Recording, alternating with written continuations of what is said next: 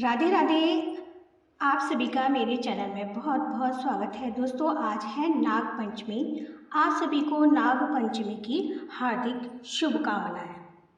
नाग पंचमी का त्यौहार हमारी परंपरा और संस्कृति से जुड़ा है, जिसे हर कोई बेहद श्रद्धा और आस्था के साथ मनाता है। आज नाग पंचमी है और आज की पूजा पूरे विधि विधान के साथ होती है। इस पूजा को बिना नाग पंचमी का पाठ किए संपन्न नहीं माना जाता है। नाग पंचमी की पूजा का फल तब मिलता है जब इसकी कथा सुनी जाती है। आज मैं आपको इससे जुड़ी हुई 2 पौराणिक कथा सुनाने जा रही हूँ। आशा है आपको पसंद आएगी। वहाँ नाग पंचमी की कहानियाँ और आस्तिक मुनि से जुड़ी एक पौराणिक कथा भी है। सुनते हैं आज की कथा। प्राचीन काल में एक सेठ जी थे जिनके 7 पुत्र थे और 7 के विवाह हो चुके थे। सबसे छोटे पुत्र की पत्नी श्रेष्ठ चरित्र की और सुशील थी, परंतु उसके भाई नहीं था। एक दिन उस घर की बड़ी बहू ने घर लीपने के लिए पीली मिट्टी लाने के लिए सभी बहुओं को साथ चलने को कहा। तभी सभी एक साथ डलिया और खुरपी लेकर मिट्टी खोदने के लिए निकल पड़े। जब वह मिट्टी खोद रही थी तभी वहाँ एक सर्प निकला, जिसे बड़ी बहू खुरपी से मारने लगी। यह देखकर छोटी बहू ने उसे रोका और कहा, इसे मत मारो, यह बेचारा निरपराध है। यह सुनकर बड़ी बहू ने उसे नहीं मारा। तब वह सांप एक ओर जा बैठा। तब छोटी बहू ने उससे कहा, मैं अभी लौट कर आती हूँ, तुम यहाँ से जाना मत। इतना कहकर वह सबके साथ मिट्टी लेकर घर चली गई और कामकाज में फंसकर सर्प से जो वादा किया था उसे भूल गई। उसे दूसरे दिन जब याद आया तो वह सबको साथ लेकर वहां पहुंची। सर्प अभी भी उस स्थान पर बैठा था, जिसे देखकर छोटी बहू बोली, सर्प भैया नमस्कार। सर्प ने कहा, तू भैया कह चुकी है इसलिए तुझे छोड़ देता हूँ, नहीं तो झूठी बात कहने के कारण मैं तुझे अब तक डस लेता। वह बोली, भैया मुझसे भूल हो गई, उसकी क्षमा मांगती हूँ। तब सर्प बोला, अच्छा तू आज से मेरी बहन है और मैं तेरा भाई, तुझे मुझसे जो मांगना है मांग ले। वह बोला, मेरा भाई, वह बोली, मेरा कोई भाई नहीं है, अच्छा हुआ तुम मेरे भाई बन गए। कुछ दिन व्यतीत होने पर वह सांप मनुष्य का रूप ले रखकर उसके घर आया और बोला कि मेरी बहन को भेज दो। सबने कहा, इसका तो कोई भाई ही नहीं, फिर तुम कौन हो? तो वह बोला, मैं दूर के रिश्ते का भाई हूँ, बचपन में ही बाहर चला गया था। इसके विश्वास दिलाने पर परिवार के छोटे लोगों ने छोटी को उसके साथ भेज दिया। उसने मार्ग में बताया कि मैं वही सर्प हूँ, इसलिए तू डरना मत और जहाँ चलने में कठिनाई हो वहाँ मेरी पूँछ पकड़ लेना। छोटी बहू ने वैसा ही किया। इस प्रकार वह उसके घर पहुँच गई। सर्प के घर के धन धान्य को, ऐश्वर्य को देखकर वह चकित हो गई। इस तरह से वो उसके घर में रहने लगी। एक दिन सर्प की माता ने उससे कहा, मैं काम से बाहर जा रही हूँ, तू अपने भाई को ठंडा दूध पिला देना। उसे इस बात का ध्यान नहीं रहा। उसने सर्प को गर्म दूध पिलाया, जिससे उसका मुख जल गया। वह देखकर सर्प की माता को गुस्सा आया और तुरंत सर्प को समझाने पर वह चुप हो गई। तब सर्प ने कहा कि बहन को अब उसके घर भेजना चाहिए।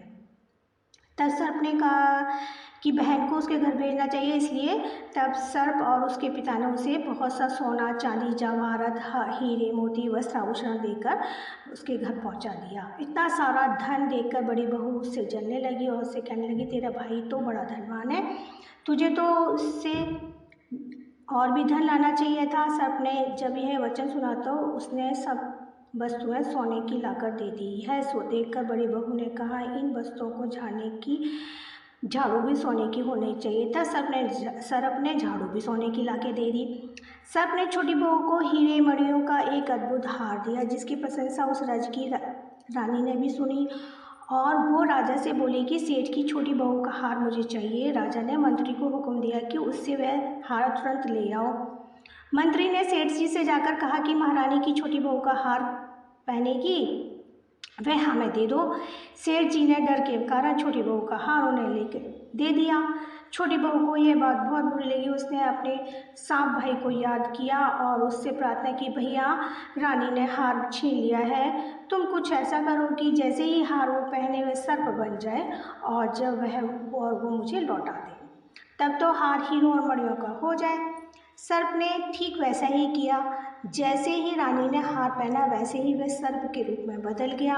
यह देखकर रानी चीख पड़ी और डर गई। यह देखकर राजा ने सेठ के पास खबर भेजी कि छोटी बहू को तुरंत भेजो। सेठ जी स्वयं छोटी बहू को लेकर राजा के दरबार में उपस्थित हुए। राजा ने छोटी बहू से पूछा, तूने क्या जादू किया है?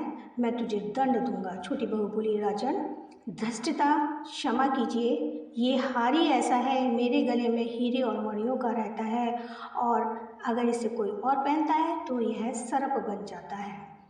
यह सुनकर राजा ने वह सर्प बना हार उसे देकर कहा, अभी पहनकर दिखाओ। छोटी बहू ने जैसे ही उसे पहना वैसे हीरे मोतियों से जड़ा हुआ वह हार बन गया। यह देखकर राजा ने प्रसन्न होकर उसे बहुत सी मुद्राएं भी पुरस्कार में दिया। छोटी वह अपने हार और इन सामान से घर लौट आई। उसके इस धन वैभव को देखकर बड़ी बहू ने ईर्ष्या के कारण उसके पति को सिखाया कि छोटी बहू के पास कहीं से धन आया है। यह सुनकर उसके पति ने अपनी पत्नी को बुलाया और कहा कि ठीक ठीक बता दे ये धन कहाँ से आया है। तब इस स्त्री फिर से अपने भाई को याद करने लगी। तब उसी समय सर्प से ने प्रकट होकर कहा, यदि मेरी धर्म बहन के आचरण पर किसी ने संदेह किया किसी प्रकार का भी तो मैं उसे खा लूँगा। यह सुनकर छोटी बहू का पति बहुत प्रसन्न हुआ। उसने सर्प देवता को सत्कार किया। कहते हैं उसी दिन से नाग पंचमी का त्यौहार मनाया जाता है और स्त्रियाँ सांप को भाई बनाकर उसकी पूजा करती हैं।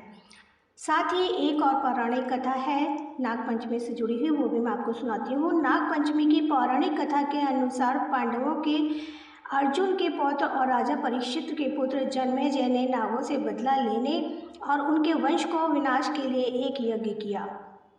वह नागों ने अपने पिता राजा परीक्षित की मृत्यु तक्षक नामक सांप के काटने की वजह होने का बदला लेना चाहता था। उनके इस यज्ञ को ऋषि जरत्कारों के पुत्र आस्तिक मुनि ने रोका था और नागों की रक्षा की थी। यह तिथि सावन की पंचमी मानी जाती है। सांपों को शीतलता देने के लिए उन्होंने उनके शरीर पर दूध की ठंडी धार डाली थी। तब नागों ने आस्तिक मुनि से कहा कि पंचमी को जो भी उनकी पूजा करेगा उसे कभी भी नाग दंश का भय नहीं रहेगा। तभी से श्रावण मास की शुक्ल पक्ष की तिथि को यह नाग पंचमी मनाई जाती है। अतः इस कहानी को, इन दोनों कहानी को जो कोई सुनता है सुनाता है उसे नाग देवता कभी परेशान नहीं करते हैं। वो नागदंश से भयमुक्त रहते हैं और शिव जी भगवान की कृपा उन पर बनी रहती है।